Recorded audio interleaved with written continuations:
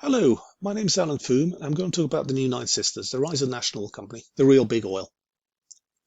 So what's an NOC? National Oil Company is a state-owned company, primarily state-owned but not exclusively, that focuses on hydrocarbons. First NOC ever established was 100 years ago, YPF of Argentina.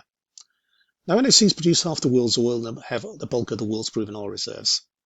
Operate facilities themselves or can act as stakeholders in production sharing contracts operated by international oil companies. They may be home-focused, they may be international. And NOCs are committed to hydrocarbons and will play an even bigger part in the future of oil and gas as Western IOCs diversify as part of the energy transition. So here's a chart which I created in 2018, looking at who the big producers of oil, of liquid hydrocarbons actually are, so crude and condensate. So Saudi Aramco is the daddy, just over 10% of the world's oil production, followed by other NOCs. So INOC in Iraq, NIOC in Iran, CPC in Kuwait, Petrobras, PEMEX, ADNOC, and Russian companies such as Rosneft, Lukoil, GAZPROM Neft, Surgut, etc. But the Western companies, the IOCs, the majors, Exxon, BP, Shell, Chevron, Total, don't produce anywhere near as much. Saudi Aramco produces more than the majors combined. 1970s, Anthony Sampson published a book called The Seven Sisters. So Esso, Mobil became ExxonMobil. Chevron, Gulf and Texaco all merged into Chevron, Shell and BP. Now these companies used to control the world's oil. They don't anymore. Still important, but no more in control. They've had many mergers and acquisitions, and I have a video called Oil Companies Family Tree that talks a little bit about that.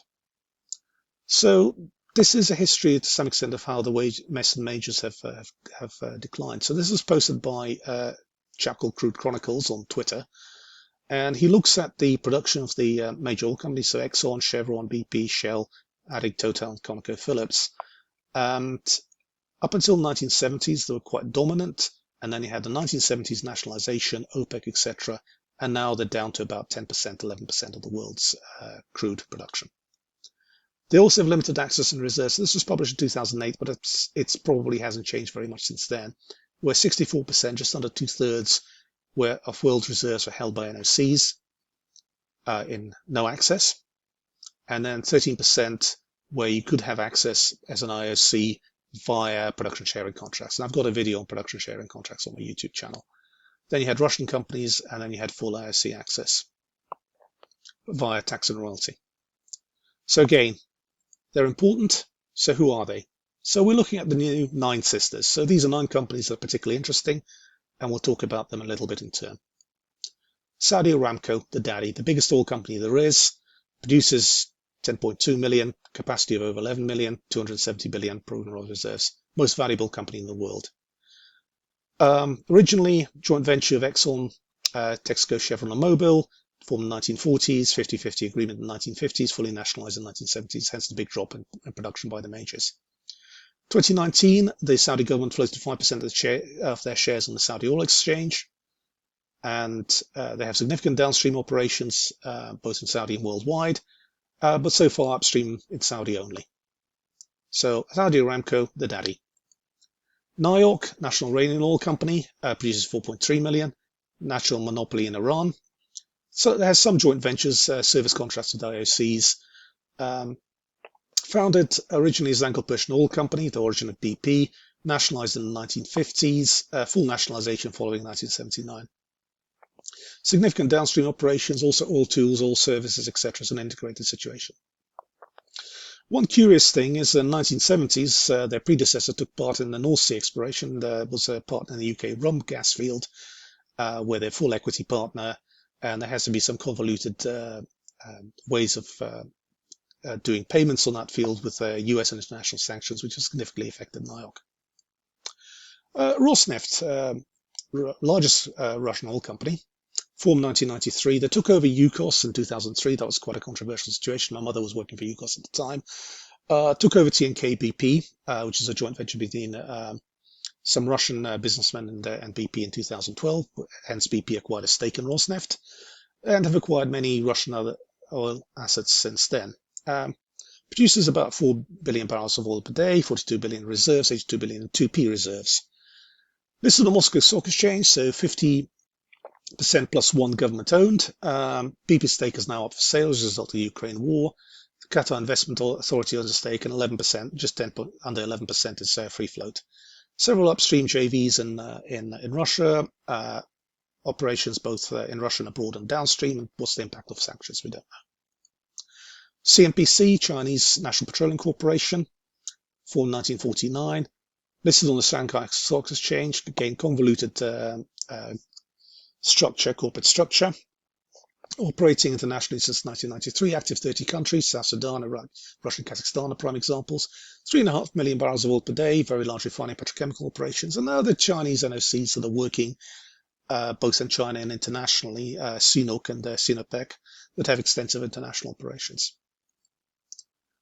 The Kuwait Petroleum Company, again, quite an interesting organization, formed in the 1930s, originally owned by Gulf Oil and Anglo-Iranian, nationalized in the 1970s, produces about 3 million barrels of oil per day. Production is to some extent curtailed by OPEC agreements. And domestically, this is operating by the Kuwait Oil Company, so that's this logo here. They also have significant international operations. Have had them for a very long time, for several decades under KUFPEC. And international downstream operations under Kuwait Oils. Kuwait. Yes, very droll. Again, technology-focused company bringing to significant resource to Kuwait. Another technology-focused company that has been very successful in many ways is Petrobras, the Brazilian national oil company. The deep water specialists. Created in 1953 as a national oil monopoly. A monopoly status was lost in 1997, where the Brazilians created the ANP to manage their government agency to manage their oil, and Petrobras now has to compete for petroleum licenses with international companies, although it forms also quite a lot of joint ventures. It's listed on Brazilian exchanges, and the Brazilian government owns 50.26%, so just over half. And they're the deep water specialists, expanded the Brazilian shelf and deep water in the 1980s, and since then they've been setting records in terms of water depth production. And there's some examples of deep water production systems, FPSOs and other systems. They've had significant discoveries in the Santos pre-salt since 2000, some of the largest discoveries for the last 20 odd years. Active in 16 countries, but Brazil is 92% of their production, around 2 million barrels of oil per day, 12 billion barrels of proven oil reserves. Again, large refining and marketing operations and biofuels, so a national champion for Brazil. Another national champion is PEMEX, the Mexican national oil company. So established following nationalization of oil in 1938. First expropriation, first big nationalization worldwide. And it's a very big patriotic issue within Mexico. Just over 2 million barrels of oil per day, but that's been long-term decline since 1990s. And this is the main asset, the Cantarell field, which has been in long-term geological decline. Major source of revenue for the Mexican government, but also has significant debts within themselves. Significant downstream operations, and there's quite a big debate in Mexico as to what to do with PEMEX next. Some politicians have been advocating floating shares to the Mexican public on the stock exchange, but there's a bit of a controversial issue over in Mexico, so we don't quite know what's going to happen there. And now we have the daddy of gas, GAZPROM, largest company in Russia, largest gas producer in the world, over 500 BCM of gas per year, and also 1.2 million barrels of oil and condensate per day. The giant fields in Western Siberia, it's over here on the map, and there's a picture of one here, plus various pipelines. It evolved from the Soviet Ministry of Gas in 1991 under the leadership of a man called Viktor Chernomyrdin, who later became Prime Minister of Russia. And unlike the oil ministry, which is broken up into individual companies, your Lukoils, your Surguts, your Yukoslavs, etc., TNKs, the gas industry was kept together as one giant, and this was the work of Mr. Chernomyrdin. They've since purchased Sibnet in 2006 from Roman Abramovich. They're now known as Gazprom Neft and focusing on the oil business. Listed on Russia's foreign stock exchange, Russian government owns 50.23 controlling stake, and it's got a monopoly on pipeline exports from Russia, although not necessarily LNG, both to Europe, now in China, operates all the major gas pipelines within Russia, and a major supply of domestic gas to ordinary Russians, and has very large social obligations because of that. Also owns the St. Petersburg Football Club. And then Petronas. one of the most technically innovative companies around. Malaysia's national oil company, wholly owned by the Malaysian government. Engaged in upstream, engaged in downstream, both inside and outside Malaysia. Sponsor the Mercedes Formula One team. Integrated E&P, refining, marketing, LNG. It's like a Southeast Asian way of doing things, having these big national conglomerates that do everything, and in this particular case, that do everything pretty well.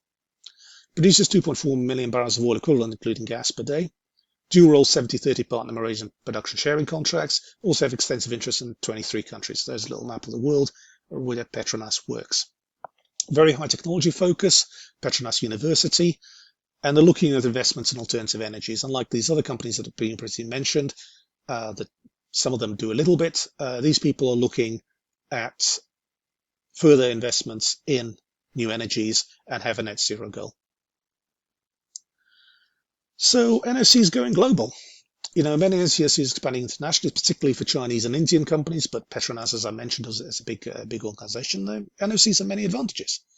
Backed by governments, so government-to-government deals, backed by state banks, backed by state contractors, particularly in case of China, BG Physical, for example.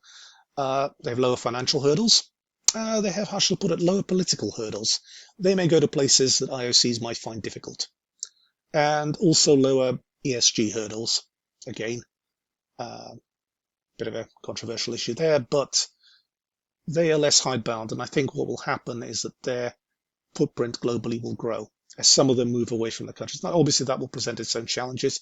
Some companies have managed it exceptionally well. So, for example, Petronas, some less well. Again, it's a learning situation. But the NOCs are going to grow and are going to expand within oil business. So, start with the 9 sisters. Half the production is only going to grow. So each NOC is shaped by their home country's history and culture. They're all different. They have different priorities from Western companies. Their priorities will be either to make money for the country, to harness the country's petroleum reserve, and bring resources from the motherland. So home NOCs, away NOCs. As some Western IOCs, particularly European majors, are moving out of hydrocarbons due to ESG pressures, the NOCs will pick up these assets. And the hydrocarbons of the future will come more increasingly from NOCs. Hydrocarbon demand, we don't know where it is, we don't quite how it's going to work out, but the NOCs will be eating more and more and more of it. So thank you very much. Please like, please subscribe, and I'll see you on the next one.